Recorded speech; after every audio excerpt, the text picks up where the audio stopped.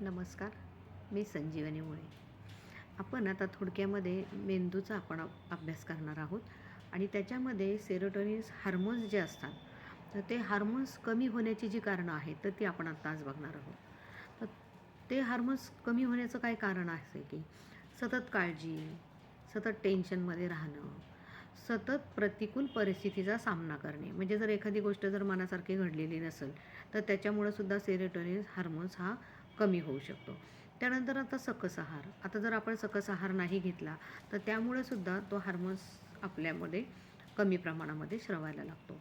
व्यायामाचा अभाव, व्हिटॅमिन डीची कमतरता आणि सतत सतत जर समजा अपमान घडत असेल, त्याच परिस्थितीमध्ये जर आपण राहत असू, तर त्याचाही परिणाम त्या हार्मोन्सवरती होऊ शकतो. आता मनाच्या विरोधामध्ये जर एखादी घटना घडली, तर त्याचाही परिणाम आपल्या सेरोटोनिन हार्मोन्सवरती म्हणजे तो हार्मोन्स कमी होण्याला त्याचं कारणसुद्धा असू शकतं. त्यानंतर सतत सतत जर भावनिक कोंडमारा होत असेल, आपलं कोणी ऐकूनच घेत नसेल, सतत निगेटिव्ह विचारामध्ये जर असेल, तर ह्याही गोष्टीचा त्या हार्मोन्सवरती परिणाम होऊ शकतो. त्यानंतर आता जर बघितलं तर त्याची जर थोडीशी लक्षणं जर बघितली आपण, तर त्याच्यामुळं काय होतं की डोळ्याखाली काळेपणा येतो, त्याच्यानंतर मान दुखायला लागते, पाठ दुखायला लागते, त्यानंतर चेहऱ्यावरती पिंपल्स येतात, ॲसिडिटी होती.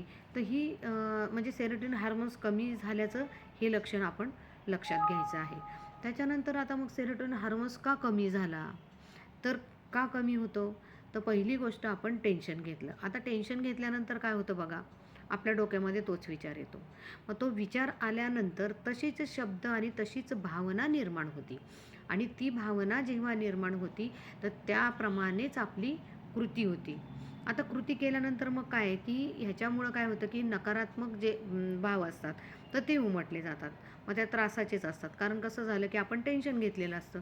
मग त्या टेन्शनमुळं काय होतं, नकारात्मक आणि ह्या त्रासाच्या भावना उत्पन्न होतात आणि त्यामुळं मग त्याचा परिणाम काय होतो, तर काळजी आणि टेन्शन. मग आपण कुठला विचार करायला पाहिजे? टेन्शन घेतलं पाहिजेल का?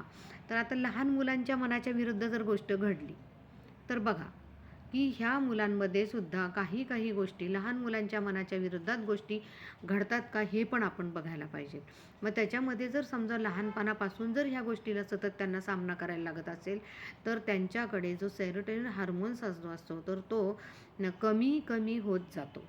तर त्याच्यामुळं आपल्याला काय करायला की मग आता हा सेरोटोनिन हार्मोन जो आहे तर तो वाढवण्याचा उपाय आपण काय करायला पाहिजे? तर आपण काय करायला पाहिजे की धाडसी निर्णय घ्यायचे, धाडसी विचार करायचे.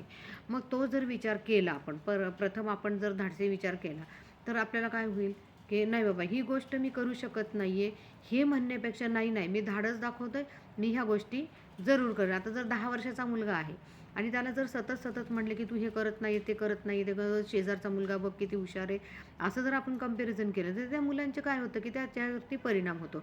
मग जर समजा त्याच मुलाने जर काहीतरी धाडस दाखवलं, की नाही बाबा, एखादं चित्र आहे, की तू चित्र काढू शकत नाही, आपण सतत जर त्याला म्हणलं, तर त्यांनी जर समजा धाडस दाखवलं, की मी ही गोष्ट करू शकतो.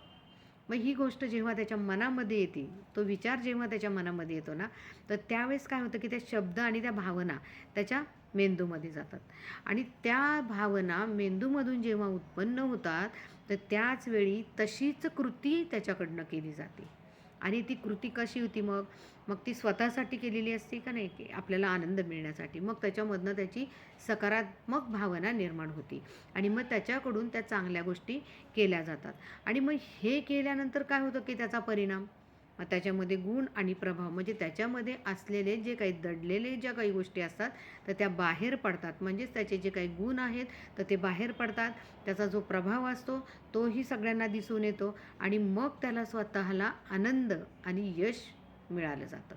मग त्याच्यासाठी आता स्वतःच्या विचारावरती खरं तर काम केलं ना, तर ह्या गोष्टी म्हणजे आत्मविश्वास, धाडस, कर्तृत्व, नियोजन आणि ह्या नियोजनामध्ये सुद्धा सातत्य हवं आहे. म्हणजेच काय होतं, की उत्साह वाढतो. त्याची भूमिका, स्वतःची गुणवैशिष्ट्ये, स्वतःच्या भावना ह्या त्यांनी जपलेल्या पाहिजेत.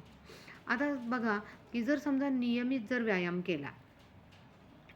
व्यायाम केल्यामुळं काय होतं, की त्याचा आत्मविश्वास वाढतो, धाडस वाढतं, कर्तृत्व वाढतं, त्याचं नियोजन चांगलं होतं आणि त्याच्यामध्ये सतत सातत्य कसं राखायचं हेही त्याला म्हणजे त्याची जी भूमिका असते तर ती त्या भूमिकेतून तो काम करतो.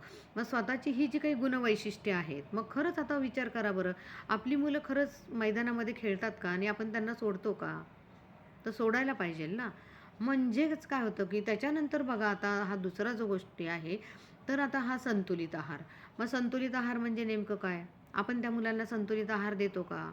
आणि त्या आहारामुळं सुद्धा आपल्या शरीरावरती, आपल्या मनावरती, आपल्या मेंदूवरती होणारे जे परिणाम आहेत, तर ते सुद्धा आपल्याला चांगले जर करायचे असतील, तर त्याचा आहार जो आहे, तर तो संतुलित ठेवला पाहिजे.